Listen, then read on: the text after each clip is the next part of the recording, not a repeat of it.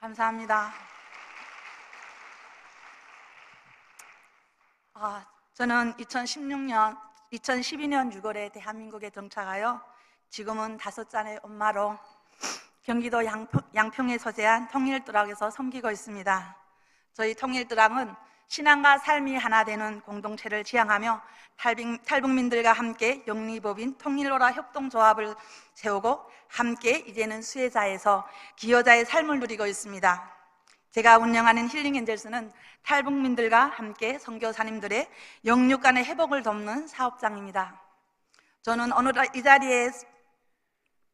이 자리에서 아프고 슬픈 불쌍한 한 여인의 이야기가 아닌 고난과 어둠 속에서 건지시고 새 생명과 축복에도 인도하신 하나님을 전하라고 이 자리에 나왔습니다.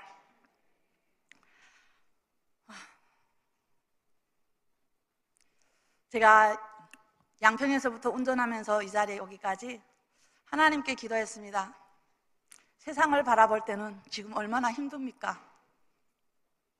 여야 좌우편에 서는 것이 아니라 하나님 편에 서서 하나님의 영광이 드러나게 하고 하나님 앞에 기쁨으로 우리 대한민국이 우리 하나님의 기쁨이 드러나서 영광을 들어쓰는 우리 대한민국이 되게 해달라고 기도했습니다. 탈북민의 이야기는 아픈 간증은 너무나도 많습니다. 유튜브나 온라인상과 또 TV로서 너무 많은 탈북민의 아픈 사연이 많이 나오고 있습니다. 저 또한 아픈 이야기를 하려고 이 자리에 서서 동정과 감동을 받으려고 이 자리에 온 것이 아닙니다. 저는 13살부터 생선 바구니를 들고 생업에 나섰습니다. 함경북도 샛별군에서 어녀 일남 중에 넷째 딸로 태어나서 너무나도 가난한 가정에서 살았습니다. 새 신발 한 번 신어보지 못했고 새 옷 한 번 제대로 입어보지 못하고 소녀 시절을 지냈습니다. 그러던 어느 날 간암병에 들어 엄마와 셋째 언니가 폐결핵에 걸려서 사망을 했습니다. 사망할 당시 저희 어머니는 48세였고 셋째 언니는 꽃다운 청춘 나이 23살이었습니다. 그래서 두 언니는 결혼을 해서 시집을 가고 두 동생과 아빠의 같이 살려고 장사를 하며 지냈습니다. 장사를 하며 살아도 너무나도 힘들었어요. 그래서 제가 친구의 숙모의 도움을 받아서 2003년 2월 19일에 두만강을 건넜습니다. 임신매매로 팔려가는 줄도 모르고 저는 그냥 일자리로 소개하고 돈을 벌려고 떠났던 탈북이 결국 임신매매로 팔려갔습니다. 산 넘어 들 넘어 농촌 고란에 들어가서 진짜 누군가의 도움이 없이 살 수가 없었고 누군가의 도움이 없이는 희망이 없었습니다. 팔려간 한족 남자의 가정에서는 내가 그 집안 안에 자녀를 낳을 수 있는지를 손발을 다 묶어놓고 신체 검사를 하였습니다. 병원에 가서 신체 검사를 하는 것이 아니라 동네 의사를 데려다가 애를 낳을 수 있는지 루프가 있는지를 검사하였습니다. 홀로 있는 것이 아니라 수많은 사람들이 동물원의 원숭이 마냥 구경하러 온 것처럼 한 탈북 여인의 그런 처참한 모습을 보여주면서 내가 왜 살아야 되는지를 몰랐습니다. 그래서 죽기로 각오하고 제가 약을 먹고 자살 시도를 하였습니다. 자살 시도를 했는데 죽어지지 않더라고요.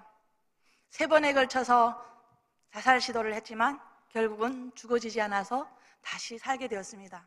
그래서 그때 죽는 것도 내 마음대로 안 되는구나. 이제는 악착같이 살아서 북한에 있는 내 부모 형제를 도와야 되겠구나 이렇게 생각하고 분가를 선언하고 제가 농사를 지으며 가축을 키우면서 분가를 했습니다. 그러던 나에게 새 생명이 찾아왔습니다.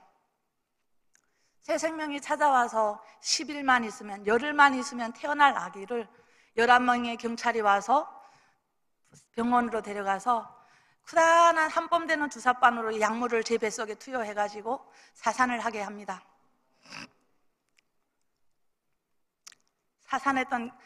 죽은 줄 알았던 그 아기는 다시 살아서 태어났지만 의사의 손에 목 눌려서 죽었습니다. 제가 가난한 가정에서 태어났고 못난 부모 때문에 제가 북한을 탈출해서 중국의 임신매매로 팔려간 줄만 알았습니다. 그런데 그 죽은 아이가 태어나서 엄마 품에 한 번 안겨보지 못했고, 그리고 엄마의 젖모금 한 번 빨아보지 못하고 그 죽은 아이를 보면서 저 북한에서 내가 못 살았고 못 먹었던 것이 우리 부모 때문에 아니란 것을 알게 되었습니다. 나를 지켜줄 조국이 없었고 나를 지켜줄 주석이 없다는 것을 그때 깨달았습니다. 그때야말로 저는 다시 일어나서 더 악착같이 살아야 되겠다 하고 일어섰지만, 그 과정에서는 저희 낳은 딸을 외면했습니다. 다시 새 생명이 찾아와서 출산을 했지만 딸이라는 이유로 병원에서 많이 낳은 아들과 바꿔오라고 합니다. 그래서 제가 낳은 딸은 세상 사람의 축복을 받아보지 못했고, 제가 북한 이름으로 이름도 지어주고, 그리고 제 내복을 잘라서 베네 쪼가리도 만들어주고 북한식으로 키웠습니다. 기저귀도 없어서 이불 안을 뜯어가지고 기저귀를 만들었고요. 그러함에도 제가 구걸하지 않고 누군가의 손에 빌려서 사는 것이 아니라 이럴수록 악착같이 살아야겠다는 그런 생각밖에 없었어요.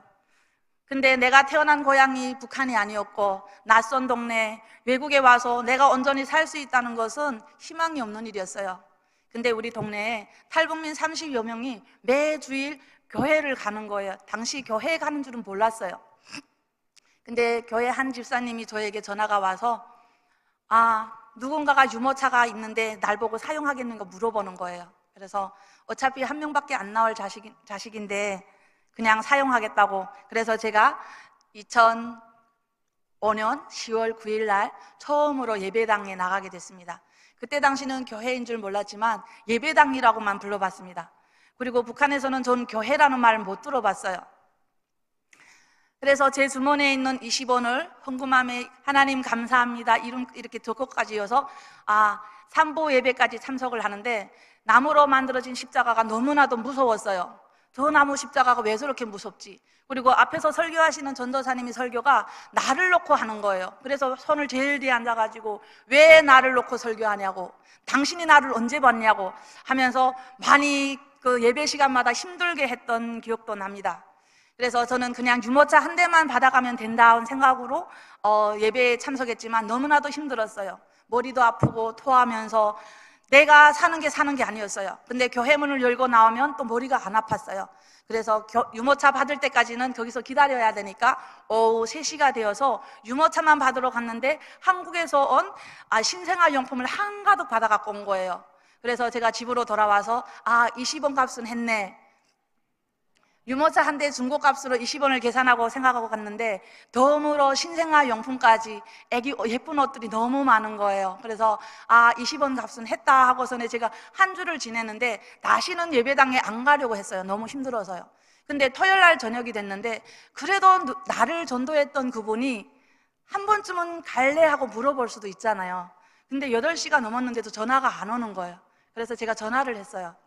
사람이 어쩌면 그래도 한 번쯤은 더 갈볼래 하고 물어보는 게 아니냐 했더니 그분이 갈래? 하는 거예요. 안 가 하고 제가 전화를 끊었어요. 근데 그 밤이 그렇게 긴 밤인 줄 몰랐어요. 너무나도 힘든 거예요. 그래서 온 밤 자지 못하고 제가 저희 딸을 등에 업고 자전거 타고 저를 전도했던 그분의 집에 찾아갔다가 그분과 같이 마을버스 시간조차도 기다리기 힘들어서 제가 자전거 타고 그분과 같이 50리 길을 자전거 타고 예배당에 갔습니다. 근데 너무나도 힘들었어요. 안 아픈 줄 알았어요. 똑같이 아프고 똑같이 저를 놓고 설교를 하는 거예요. 여기 모인 집단은 사람을 괴롭히는 집단이구나. 당신이 나를 얼마나 안다고 나를 놓고 설교하냐고.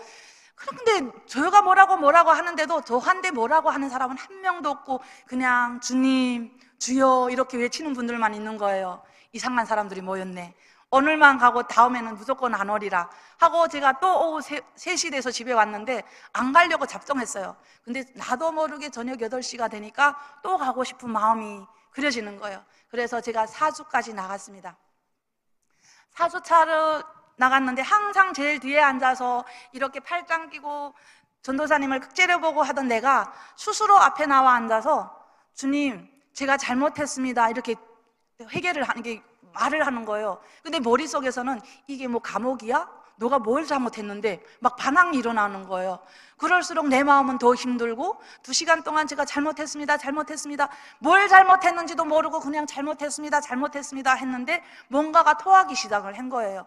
진짜 이게 세숫대야에 조금 나무를 채우고 가래를 그렇게 많이 토했던 거예요. 음식물은 하나도 없이 가래를 토하고 나서 내 생에 그렇게 평안하고 가벼운 날이 있었던가 싶을 정도로 제가 평온해졌어요. 그때부터 제가 감사합니다.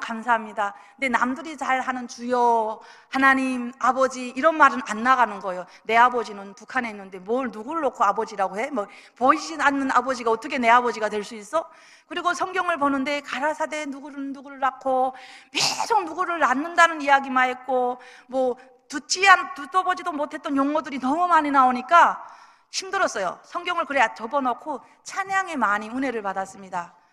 곡도 모르고 가사도 모르는데 은근히 내 마음이 슬퍼지고 눈물을 흘리면서 또 회개하고 그러던 중에 어느 날에 경찰이 저희 집에 찾아와서 지금 북한 여자들 잡는 운동을 하니까 피해라고 하는 거예요. 그래서 그전에는 뭐 닭장에 숨기고 뭐 아무 데나 막 숨으면서 살았는데 나도 모르게 아기를 놓고 교회로 가는 거예요. 교회로 가서 대피를 한다고 교회를 간 거예요. 근데 만약에 잡는다면 교회가 멀어서 못 잡을까요? 경찰서 바로 옆인데.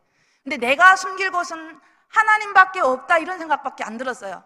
그래서 토요일 날에 그 교회에 갔는데 탈북민들이 모여 앉아서 주님 제발 우리가 잡히지 않게 해주소서 중보 기도를 하는데 내가 알아듣지 못할 기도를 하는 거예요. 그래서 저 구복에 쭈그러져 앉아가지고 저 사람들은 무슨 말을 하나 근데 한마디도 못 알아듣는 거예요. 그래서 전도사님이 하나님하고 소통하는 방언 은사를 받고 저렇게 하나님과 1대1로 기도를 한다고. 그래서 자매님도 기도할 줄 모르면 사도신경 외우고 주기도문 외우고 감사 100번 하는 것도 기도입니다 하는 거예요. 그래서 제가 그때 그랬습니다. 하나님이 진짜 살아 역사하시고 하나님이 진짜 나를 보고 계신다면 저에게도 기도하는 은사를 주고 저들이 하는 방언을 나도 하게 해달라고. 그래서 기도하면서 진짜 감사 100번을 하면서 40일 동안 기도를 했습니다. 40일 동안 감사 100번만 하고 기도를 한 와중에 제 입에서 내도 알아듣지 못할 기도가 나오는 거예요. 막 권사님들과 집사님들이 내 등에다가 손을 놓고서 내 방언 기도라고 은사를 받았다고 빨리 말하라고 하는데 내가 알아듣지 못하는데 어떻게 말하냐고. 이게 귀신이 와서 내한테 알려주는 건지 하나님이 진짜 저에게 개입하셔서 저에게 주신 은사인지를 모르기 때문에 제가 안 했어요. 안 할 거라고. 진짜 하나님이 저에게 주신 은사라면 제가 알아듣게 해달라고 그러고 기도를 했습니다. 그렇게 기도를 해서 20일 만에 통변의 은사까지 받았습니다.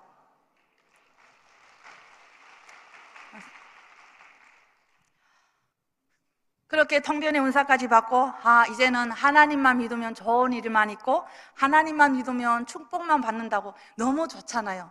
말하는 사람도 기쁘고 듣는 사람도 너무 기쁘기 때문에 이제는 좋은 일만 있고 축복만 받는구나. 그러면 내 생에 아픈 일이란 없겠구나 이렇게 생각하고 기도를 했는데 성탄절 날에 성탄 예배를 드리는데 경찰에서 잡으러 온 거예요. 근데 저희 이름을 딱 찍고서는 잡으러 온 거예요. 제가 동거하던 남편의 어머니와 그러니까 시부모님과 다른 사람이 싸움을 벌였는데 고소해서 아마 저희 그 동거하던 시어머니가 이겼나 봐요. 그러니까 진 편에서 저를 고소한 거예요. 성탄절에 어느 교회 가게 되면 어느 집 며느리가 있다. 그러면 거기 가서 잡아가라. 근데 30여 명이 모인 탈북민들이 갑자기 경찰이 나타나니까 무서웠던 거예요. 저는 숨었는데. 근데 갑자기 전도사님이 자매님 잡으러 왔습니다. 자매님 나와야 돼요 하는 거예요. 그렇다고 내가 안 잡히겠다고 30명이 다 잡힐 수는 없잖아요. 근데 내가 분명히 나는 내 몸이 들어갔는데 들어가 보니까 나오지를 못하는 거예요. 김치굴 안에 들어가서 독하고 독 사이에 들어간 거예요. 그러니까 들어가는 건 분명히 들어갔는데 나오지를 못해가지고 남자들이 모여서 독을 비껴가지고 겨우 나온 거예요. 그때 제가 기도했습니다. 하나님 믿으면 좋은 일만 생긴다면서요. 경찰이 왜 잡으러 왔습니까? 근데 갑자기 주시는 마음이 딸을 얻고 가라 이런 마음을 주시는 거예요. 그래서 저희 딸을 옷을 다 입었던 걸 벗겨가지고 맨몸에 제가 얻고서는 경찰서에 간 거예요. 그래서 그때 당시는 아기가 돌 지나다 보니까 젖을 다 떼서 젖을 다 뗀 상태다 보니까 모유를 안 했어요. 근데 갑자기 교회에서 사모님과 집사님이 따라와가지고 애를 갑자기 젖먹이라는 거예요. 경찰들 앞에서. 아니 뭘 말하려고 하니까 말하지 말고 빨리 옷을 올리고 젖을 먹이라고 그러면서 아기를 꼬집어 놓는 거예요. 근데 평상시에 안 울던 아기가 그렇게 우는 거예요. 그래서 옷을 올리고 그 사람들 앞에서 젖을 빨게 하는데 쪽쪽쪽쪽 거리고 잘 빠는 거예요. 평상시에 안 먹던 아기가. 그러면서 경찰이 이 애가 몇 개월 됐냐, 덜 지났는데 갑자기 12월 25일 날에 10개월밖에 안 됐다고. 그럼 생일이 언제냐? 근데 갑자기 제 생일이 생각났어요. 그래서 2월 달이라고. 계산해 보니까 딱 10개월인 거예요. 그러면서 아, 하나님이 이렇게도 지혜를 주시는구나. 아기가 너무 작기 때문에 너네 동네에서 너를 신고했지, 동네 사람들은 너를 너무 좋아하더라. 그러니까 그 마을에서 살지 말고 다시 다른 지역으로 가라. 내놓은 거예요. 감사합니다.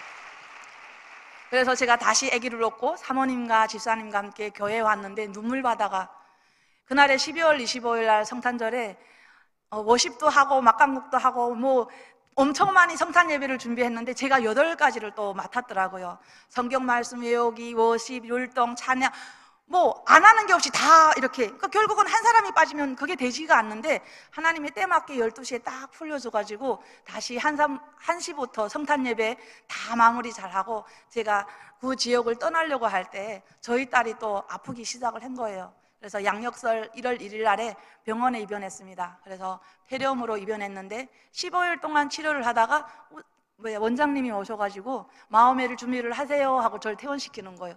더 이상 아이한테 뭘 할 수가 없대요. 그래서 숨만 내쉬는 아기를 얻고 제가 집으로 간 것이 아니라 그냥 교회에 와서 냉돌에 제가 십자가 밑에다 던지고 하나님 앞에 또 한탄을 했습니다.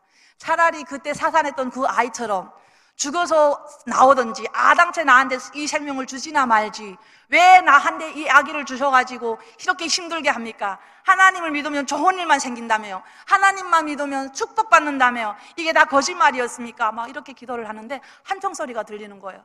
하나님, 저는 아기를 하나님한테 올려드린 거지 한청소리 듣고 싶은 게 아니다. 우리 딸을 살려달라고 이렇게 기도했는데, 분명히 시체돼서 누워있던 애가 보글보글 기벌어와가지고 어깨를 툭 치면서 엄마 하는 거예요. 너무나도 깜짝 놀랐습니다. 근데 제가 그 가족에서 저희 딸한테 이름도 안 지어줘가지고 제가 는 설자에 꽃뿌리 영자를 따가지고 여름에 난 아기를 북한에서 배운 한자를 개우 기억을 해가지고 북한 이름을 지어줬는데, 갑자기 저희 딸을 보면서 설령아 하는 것이 아니라 은혜야 하게 된 거예요. 그때부터 저희 딸 이름은 은혜가 되었어요. 하나님의 은혜로 다시 태어나서 은혜가 되었습니다. 그렇게 제가 거북 활동을 많이 하면서 제가 그 가정에서 못 살고 저희 딸을 얻고 연변에 나와서 1년 동안 백두산에 가시는 분들에게 가이드를 해주면서 살게 되었습니다. 그러던 어느 날 제 몸이 아파왔고 병원에서 가보니까 자궁암 진단을 받게 된 거예요.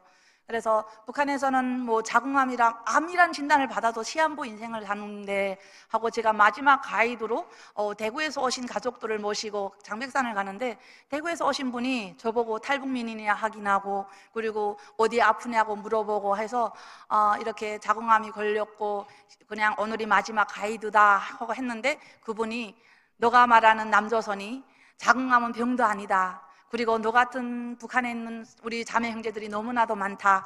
그래서 제가 한 주면 한국에 도착하는 줄 알고 저희 딸을 보육시설에 맡기고 제가 2007년도에 한국행을 떠나게 됩니다. 근데 7월 9일 날 출발을 해서 한 주일이면 도착한다던 제가 7월 11일 날 내몽골 국경연선에서 체포되게 됩니다.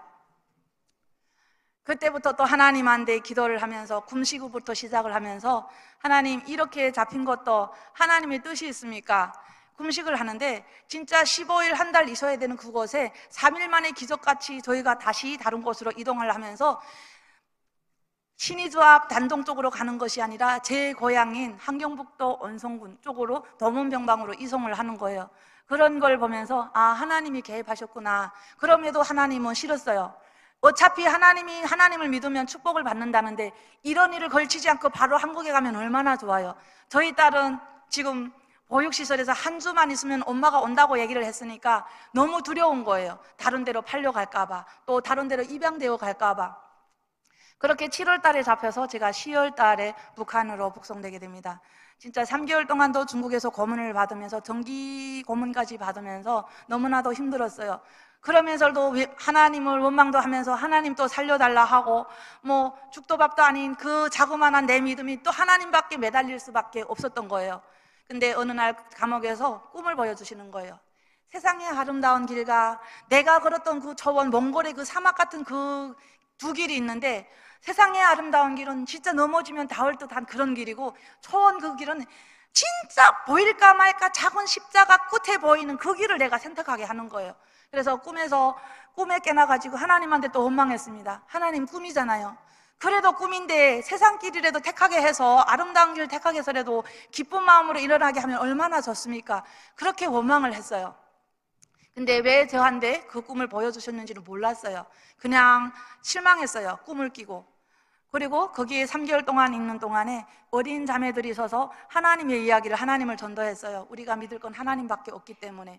내가 기도하면 하나님을 원망을 하는데 다음날 깨나면 화장실에 가서라도 하나님을 전하고, 그러다가 3개월 만에 언성보입으로 제가 북송되어 가면서 일행은 분명히 5명이 나갔어요. 5명이 나갔는데 한 분은 남자분이었고, 그분이 저에게 알려준 이름은 다른 이름이었어요. 근데 저희는 분명히 이 이름을 아는데 감옥에서 언성보이부에 나가니까 그 이름이 없는 거예요. 근데 여러 번 잡히다 보니까 아는 거예요. 내 이름을 이렇게 쓰면 안 되겠다는 것을 알게 된 거예요.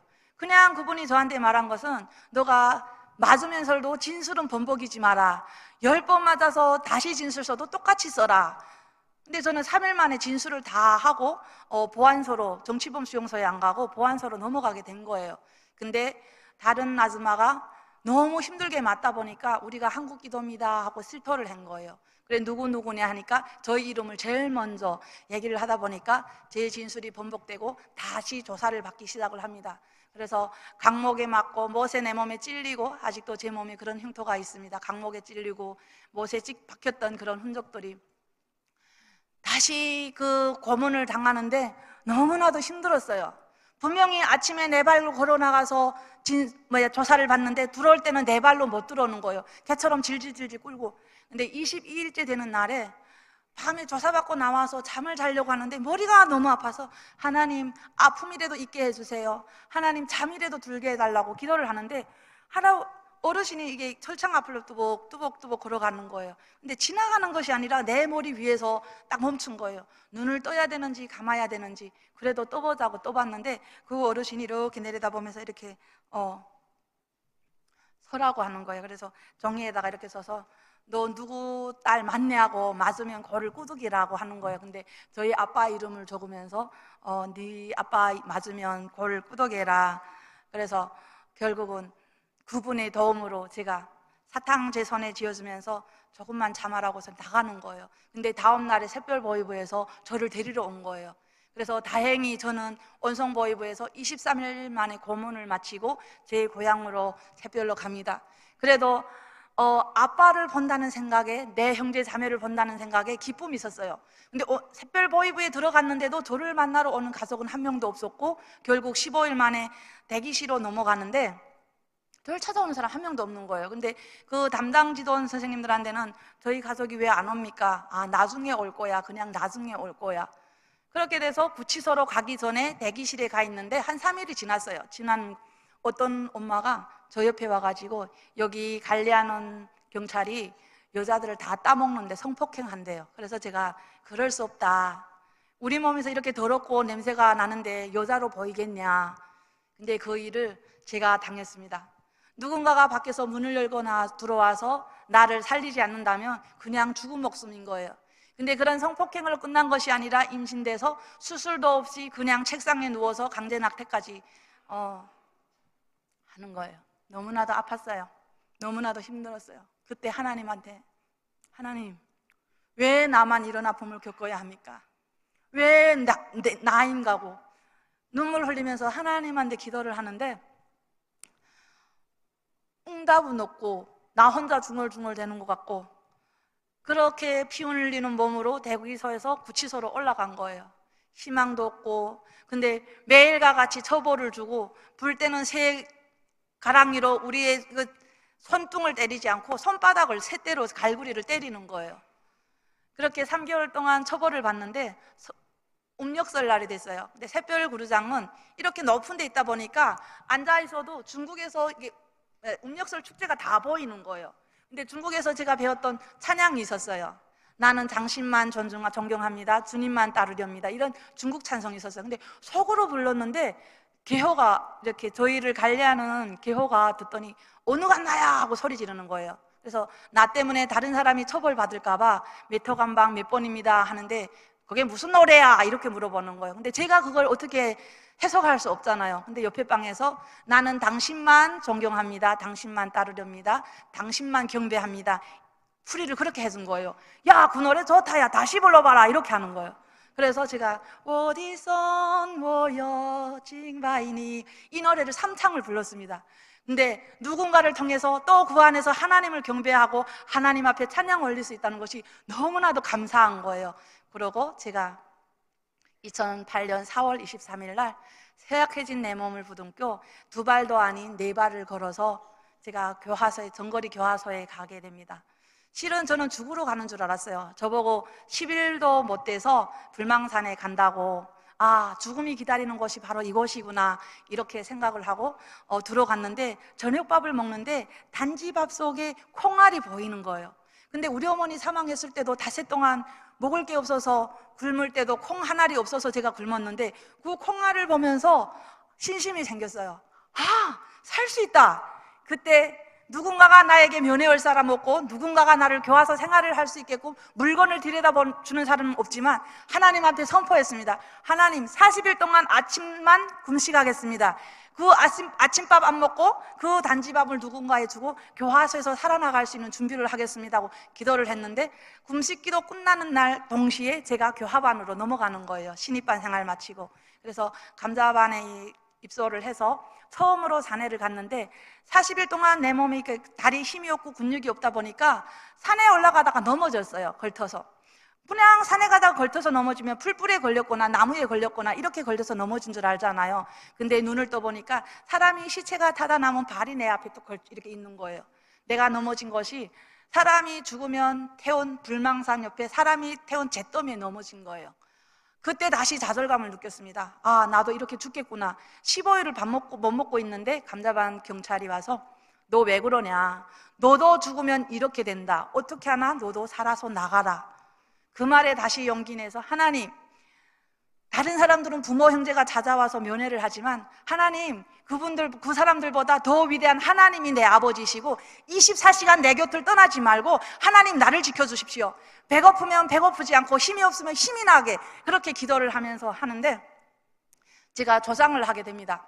조장을 하는데 어머니 한 분이 열병에 걸린 거예요. 진짜 코로나병처럼 열에서 40도까지 오르락 내리락 하는데 저한테 와서 고추를 먹고 싶다고 하는 거예요. 그래서 제가 고추를 훔치다가 들켰어요.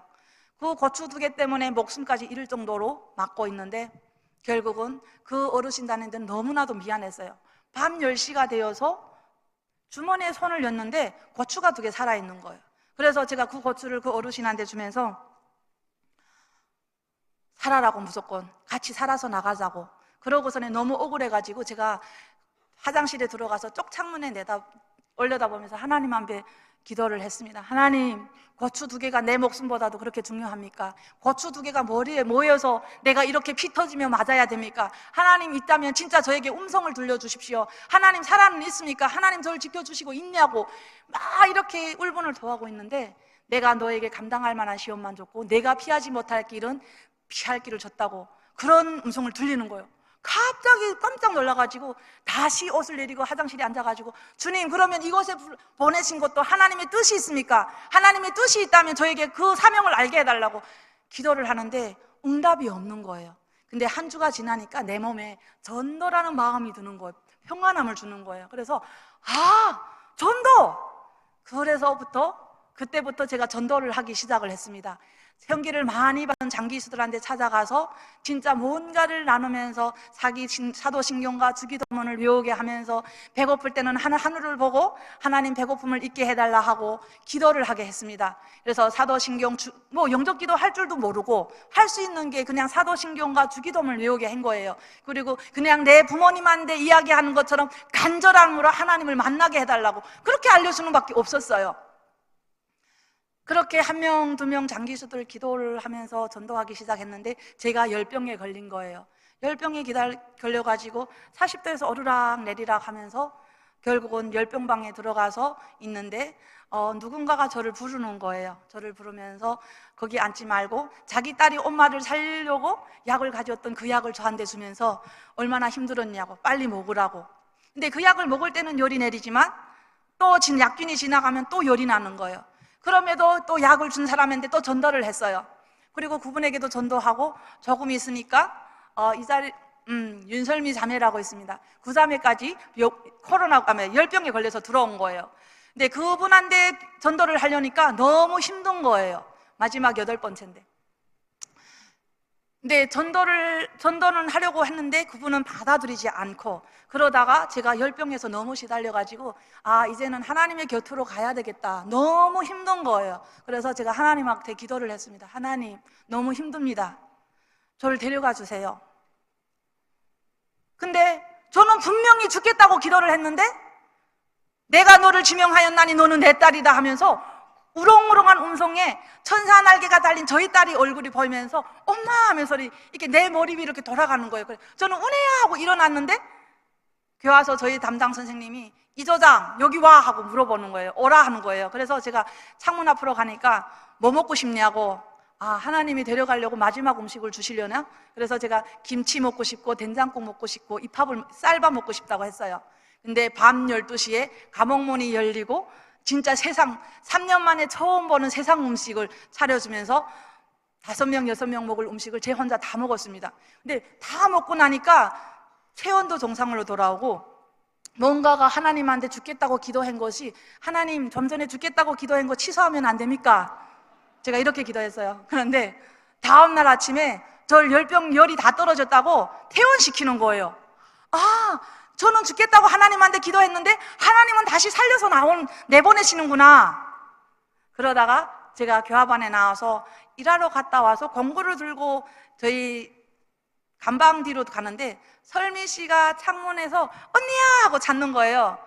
내다보니까 이렇게 쪽창문에 내다보면서 날 보고 오라 하는 거예요. 그래서 제가 가서 걔 말은 안 듣고 너 나가면 또 갈 거지? 제가 이렇게 물어봤어요. 언니 안 가 막 그러는 거예요. 그래서 가다가 잡히게 되면 네가 하고 싶은 이야기 다 하고 마지막에는 꼭 예수님 이름으로 기도합니다. 아멘 해. 그리고 제가 안 듣고 왔어요.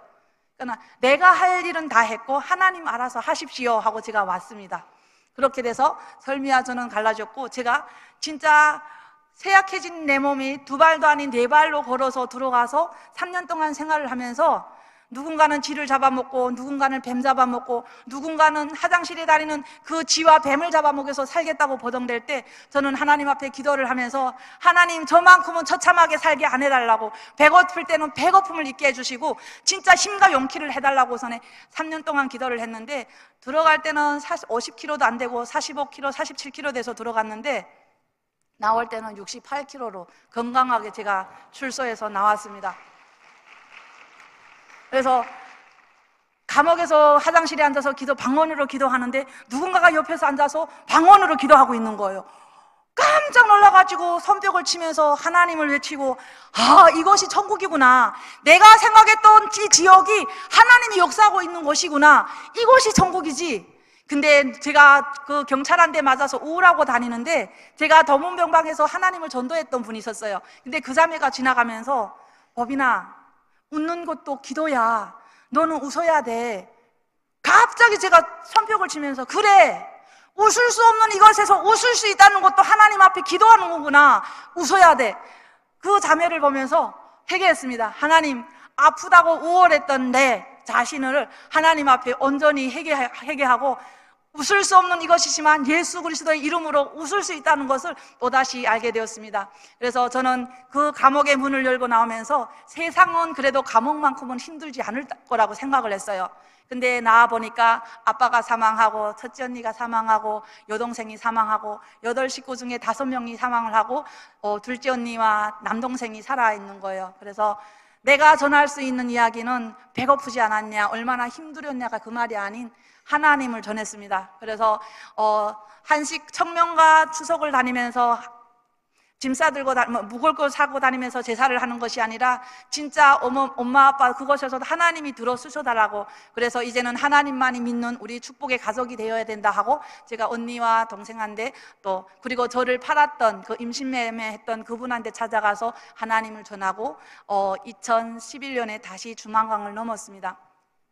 두만강에 넘어서 제일 먼저 확인하고 싶었던 것이 감옥에서 받았던 말씀인 거예요. 그래서 영길교회 제일 먼저 찾아가가지고 이런 제가 기도 중에 감당할 만한 시험만 주고 내가 감당하지 못할 길을 피해 주신다는 이런 말씀이 있냐고 물어봤더니 고린도전서 10장 13절 말씀, 사람이 감당할 시험 밖에는 너희가 당한 것이 없나니 오직 하나님은 미쁘사 너희가 감당하지 못할 시험 당함을 허락하지 아니하시고 시험 당할 주음에 또한 피할 길을 내사 내가 너희로 능히 감당하게 하시느니라. 아멘.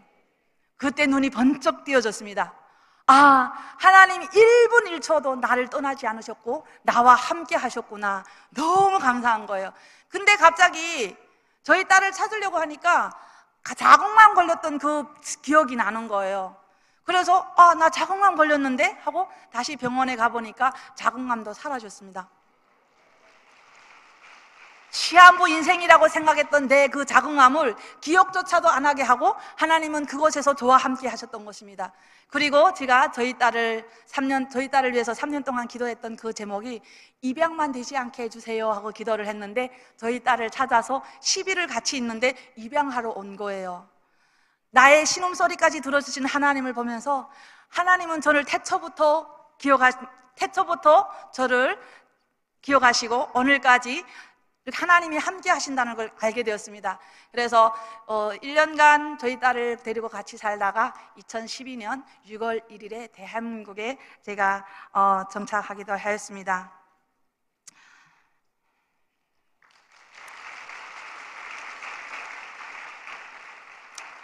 진짜 대한민국에 오면서 저는 여기가 그냥 가나안인 줄 알았습니다. 이집트를 지나 홍해를 건너 내가 도착한 것이 가나안인 줄 알았는데 2년 동안 꿈속에서 너무나도 악몽에 시달리는 거예요. 너무나도 힘들었습니다. 그리고 돈도 벌고 먹을 것도 많은 이곳에서 기쁨이 채워지지 않았어요. 왜 그런지도 몰랐어요. 근데 두 분의 탈북민 선교사님을 만나서 어느 치유 집회에 갔습니다. 근데 용서라는 시간이 있는데 흰 종이에다가 그 용서할 사람 대상의 이름을 쓰고 포도주에 담갔다가 그 종이를 십자가의 못을 박으면 용서가 된다요. 그렇게 쉽게 용서가 될 수 있나? 그때 또 하나님 앞에 또 울분을 주셨습니다. 죽어서 눈에 훌기 들어가도 그 인간들을 용서 못할 그런 인간들을 어떻게 이름 석자를 종이에 쓴다고 용서가 됩니까? 하나님 저 죽어도 용서 못합니다 하고 2시간 동안 발각을 하는데 하나님이 저에게 그래서 내가 할 수 있는 일이 뭐냐 이렇게 묻습니다. 그래서 갑자기 제가 진짜 내가 할 수 있는 일은 하나도 없었고 악몽에서 시달리는 것밖에 없었습니다. 너무나도 힘들었잖아요. 꿈에서 깨면 땀에 젖고 이불이 젖고 베개가 젖으면서 내가 할 수 있는 거 그냥 내 모든 아팠던 그런 기억들을 잊고만 싶고 이야기하기조차 싫었던 그런 저를 하나님이 그래서 내가 있단다 이렇게 말씀하시는 거예요. 그때 제가 예수님 이름으로 선포했습니다. 예수님 이름으로 진짜 이분들을 한 분 한 분을 용서합니다. 한뼘 되는 주사바늘 내 뱃속에 약물을 투여해서 사산했던 그 의사, 그리고 저를 성폭행했던 그 경찰, 거추두개 때문에 저를 때렸던 그런 인간들, 저에게 얼마나 죽음의 길로까지 데려갔던 그런 인간들을 예수님 이름으로 제가 선포하면서 용서를 했습니다. 용서가 시작되고 기적이 일어났습니다. 그때부터 온전히 회개를 하면서 하나님 앞에 다시 돌아오게 됐습니다. 내가 잘나서 이것이 온 것이 아니라 10대 소녀로부터 40대 중반에 이르는 나 자신을 보면서 하나님은 눈동자같이 저를 보호하여 주셨고 오늘의 이 자리까지 오게 되었습니다.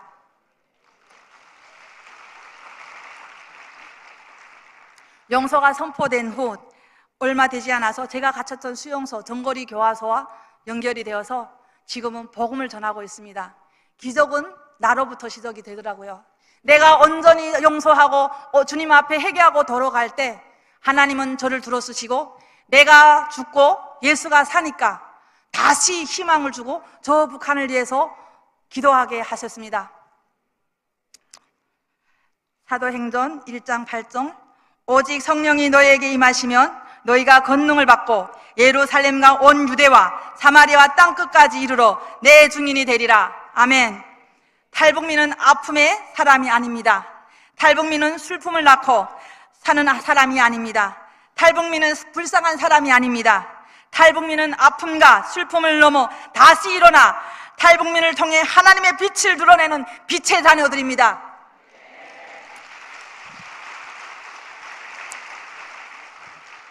탈북민은 특권 중에 특권을 받은 빛의 자녀입니다. 뼈가 저리도록 아프기 때문에 하나님을 찾을 수밖에 없고 영광 중에 임하시는 하나님을 만나 모든 것을 다 이겨버리고 빛으로 새롭게 일어나 그 이금을 살는 것이 우리 탈북민의 승리의 삶입니다. 베드로전서 2장 9절 그러나 너희는 택하신 족속이요 왕같은 제사장이요 거룩한 나라요 그의 소유된 백성이니 이는 너희를 어두운 곳에서 불러내어 그의 기이한 빛에 들어가게 하시니 아름다운 덕을 선포하게 하려 하심이니라. 아멘. 그래서 북한을 생각하면 아픔만 있는 곳이 아닙니다. 예수님은 오늘도 그곳에서 승리를 인도하시고 고난받는 자들을 일으키시며 다시 승리로 일으켜 쓰시는 그것입니다. 하나님을 알고 다시 그곳에 들어갔고 우리 선교 신앙을 간직한 채로 강제 북송당하여 그곳에서 하나님을 전하는 크리스천들도 많이 만나보았습니다.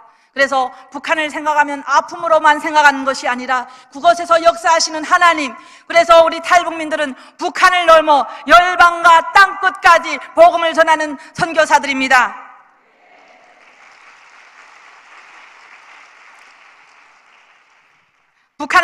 북한을 향한 하나님의 때에는 우리가 함께한 아버지 앞으로 돌아가는 바로 지금인 줄 믿습니다. 내가 죽고 다시 예수 그리스도로 살아서 그곳에서 역사하시는 하나님만 바라봅니다. 호세아서 6장 1절부터 3절 말씀 오라 우리가 여호와께로 돌아가자. 여호와께서 우리를 찢으셨으나 도로 낫게 하실 것이요 우리를 치셨으나 싸매어 주실 것임이니라. 여호와께서 이틀 후에 우리를 살리시며 셋째 날에 우리를 일으키시리니 우리가 그의 앞에 살리라. 그러므로 우리가 여호와를 알자. 힘써 여호와를 알자. 그의 나타나시면 새벽빛같이 어김없나니 비와 같이 땅을 적시는 늦은 비와 같이 우리에게 임하시니라. 아멘. 정말 대한민국을 지금도 우리 대한민국을 생각하면 아프고 저립니다. 그러나 내가 온전히 하나님께로 돌아갈 때 하나님은 다시 대한민국을 들어주실 줄 믿습니다. 하나님은 단 한순간도 그 땅을 향한 사랑을 멈추신 적이 없으시며 그 땅을 떠나신 적도 없습니다. 탈북민은 각자가 2,500만의 생명을 목에 건 사람들입니다. 지금 탈북민들은 예수 그리스도의 이름으로 북한을 열고 열방과 땅끝까지 복음으로 돌파하는 축복의 다리 한국교회와 함께 서 있습니다.